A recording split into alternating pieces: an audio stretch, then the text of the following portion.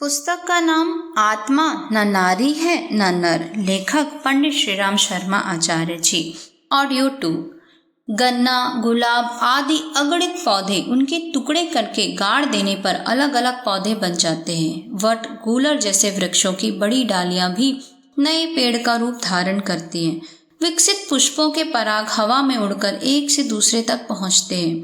मक्खियां और तितलियां भी उनका स्थानांतरण करती रहती हैं। इस प्रकार पराग युगल परस्पर योग संयोग मिलाकर बिना रति क्रिया के अपनी वंश वृद्धि करते रहते हैं। छोटे जीवों में भी यह गुण होता है कि वे अपने शरीर से अपनी ही सरीखी नई संतति उत्पन्न कर सके। यूं दूसरी जाति की उत्पत्ति तो सहज ही हो जाती है।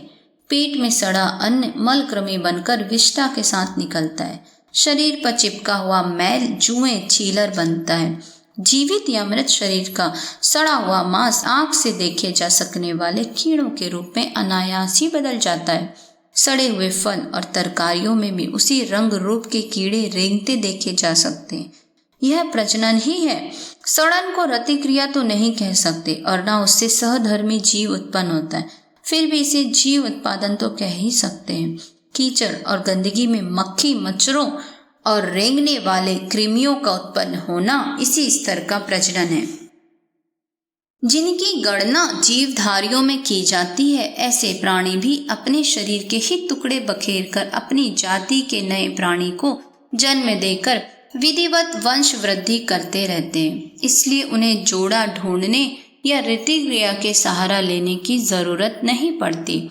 अपना शरीर ही इसके लिए पर्याप्त होता है और उसी से उभय पक्षीय मिलन संयोग से लेकर प्रजनन तक की सारी आवश्यकताएं सुचारू रूप से संपन्न होती रहती हैं। अमीबा और डायटम जीव इसी स्तर के हैं। उनमें जब प्रौढ़ता आती है तो अपने ही शरीर को फुलाकर उसका आधा भाग अलग छिटका देते हैं और वह एक स्वतंत्र प्राणी बनकर अपनी अलग वंश परंपरा का संचालन करता है। जीवित कहे जाने वाले प्रत्येक जीवधारी या जीवाणु में मेटाबॉलिज्म या चयापचय प्रजनन शक्ति होती है। सृष्टि में जीवधारियों का उत्पादन अभिवर्धन कैसे उत्पन्न हुआ, इसका युक्ति संगत एकमात्र उत्तर यही हो सकता है कि आदि जीवाणुओं में अपने आप को विखंडित करके संतानोत्पादन करने की सरलतम योग्यता विद्यमान थी। उसी के आधार पर जीवधारियों की संख्या बढ़ी और परिस्थितियों के अनुरूप उन्होंने अपनी काया तथा चेतना का विकास परिष्कार किया। रति क्रिया का प्रचलन तो बहुत बाद में तब हुआ जब प्राणधारी एक लिंगी न रहकर द्विलिंगी बन गए और उन नर मादा की जनेंद्रियां स्पष्ट उभरी तथा गर्भ धारण के योग्य हो गई। इससे पूर्व अपने शरीर से विखंडित होकर ही पीढ़ियां बनाने का प्रचलन था। इसके आगे मध्यकाल में उभयलिंगी अंतःस्राव मात्र उभय और पुष्प पराग की तरह जीवधारी नर मादा परस्पर स्नेह आलिंगन का क्रियाकलाप गंध मादकता के आधार पर करने लगे थे। उतने से ही उनमें प्रजनन उपयोगी हलचलें उठ खड़ी होती थी और संतान होने लगती थी। यौन संपर्क तो बहुत बाद की प्रगतिशीलता है।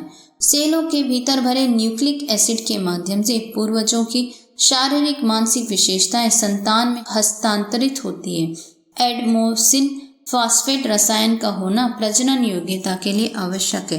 इन तत्वों को यदि प्राणियों में घटाया बढ़ाया जा सके तो उनकी प्रजनन क्षमता का स्तर भी बदल सकता है।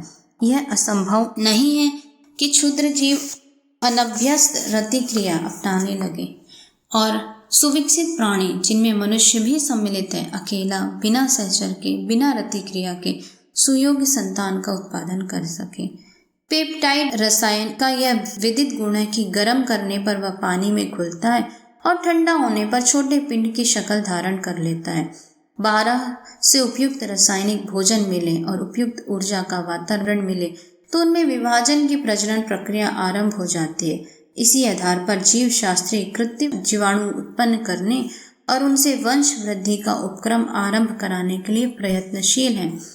आए दिन ऐसी घटनाएं सामने आती रहती हैं जिनमें नर के भीतर नारी के अथवा नारी के भीतर नर के यौन चिन्ह विकसित होते चले गए और स्थिति यहाँ तक आ पहुंची कि ऑपरेशन करके उनका लिंग परिवर्तन करना पड़ा।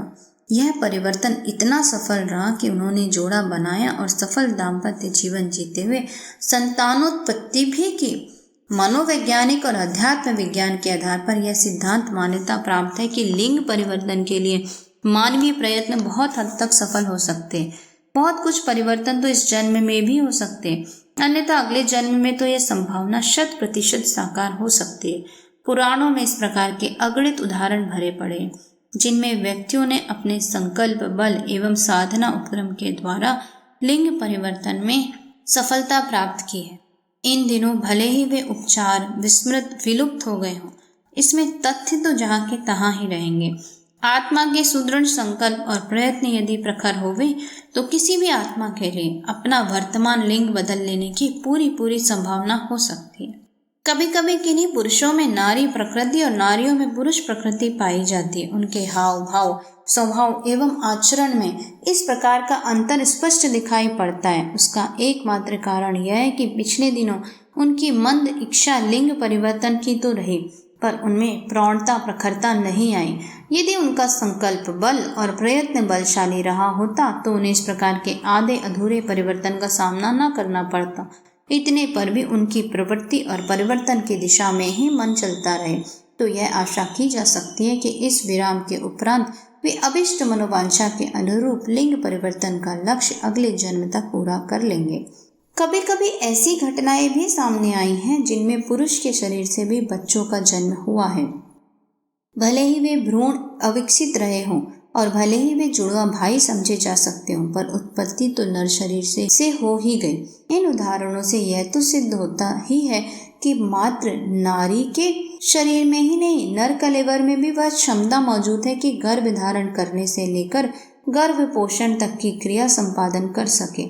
अवसर मिले तो इस संभावना का अधिक विकास भी हो सकता है और नारी की तरह ही नर भी प्रजनन कर्म कर सकने में समर्थ हो सकते हैं। फ्रांस के एक 17 वर्षीय लड़के जीन जैक्यूस लॉरेंट को छाती के दर्द की शिकायत थी। डॉक्टरों ने फेफड़े का ट्यूमर पाया और उसका ऑपरेशन किया। डॉक्टरों के आश्चर्य का ठिकाना न रहा जब उन्होंने ट्यूमर के स्थान पर 3 पौंड 15 औंस वजन का एक विकसित अंगों वाला बच्चा निकाला। ब्रिटिश पैथोलॉजिस्ट एसोसिएशन ने एक भ्रूण को लड़के का जुड़वा भाई बताया है जो गर्भकाल में किसी प्रकार उसके शरीर में प्रवेश कर गया और वहीं बढ़ता पलता रहा। इसी प्रकार एक घटना बरेली के जिला अस्पताल में हुई। बदायूं निवासी 1-2 वर्ष के बालक का ऑपरेशन पेट का ट्यूमर समझकर किया गया। पेट खोलने पर उसमें एक विकसित भ्रूण पाया गया जिसे अधिक अन्वेषण के लिए सुरक्षित रख लिया गया। नर के शरीर से बच्चे की उत्पत्ति की अनेक घटनाएं बहुचर्चित हैं और उनके विवरण पत्र पत्रिकाओं में विस्तार पूर्वक छपे। सन 1956 में टोक्यो अस्पताल में किशोर लड़के के पेट का ऑपरेशन करके उसमें से 11 औंस का अपरिपक्व बच्चा निकाला गया था। बच्चे की टांगें, बाल एवं शरीर के अन्य भाग स्पष्ट थे। उसी साल सन 1956 में उत्तर वियतनाम के हनोई अस्पताल में एक पुरुष का ऑपरेशन करके बच्चा निकाला था जो जन्मते समय रोया भी था। सन 1954 में पाकिस्तान के बहावलपुर नगर के विक्टोरिया अस्पताल में डॉक्टरों ने एक पुरुष का पेट चीरकर बच्चा निकाला था। इन तथ्यों पर गहराई से विचार किया जाए तो इस निष्कर्ष पर पहुंचना पड़ता है कि नर और नारी के कलेवर धारण करती और बदलती रहने पर भी आत्मा की स्थिति दोनों से ऊपर है अथवा उभय पक्षीय संभावनाओं से भरपूर है। जो आज नर है उसे कल नारी बनना पड़ सकता है। इसी प्रकार नारी को नर की भूमिका संपादित करने का अवसर भी मिलता है। यह आवरण सामयिक है और आत्मा का कोई लिंग नहीं होता। एक ही जीवात्मा अपने संस्कारों और इच्छा के अनुसार पुरुष या नारी किसी भी रूप में वैसी ही कुशलता से जीवन जी सकता है। नर नारी के भेद प्रवृत्तियों की प्रधानता के परिणाम स्वरूप शरीर मन में हुए परिवर्तनों में भेद है। उनमें से कोई भी रूप श्रेष्ठ या निकृष्ट नहीं। अपने व्यक्तित्व के वजन यानी गुण, क्षमताओं और विशेषताओं के आधार पर ही कोई व्यक्ति उत्कृष्ट या निकृष्ट कहा जा सकता है, लिंग के आधार पर नहीं। व्यक्तित्व का कोई लिंग नहीं होता, उसकी प्रवृत्तियां और प्रकृति हुआ करती हैं जो अंतःकरण की मान्यताओं और संस्कारों का ही परिणाम है और जिनमें यथेष्ट परिवर्तन भी संभव है।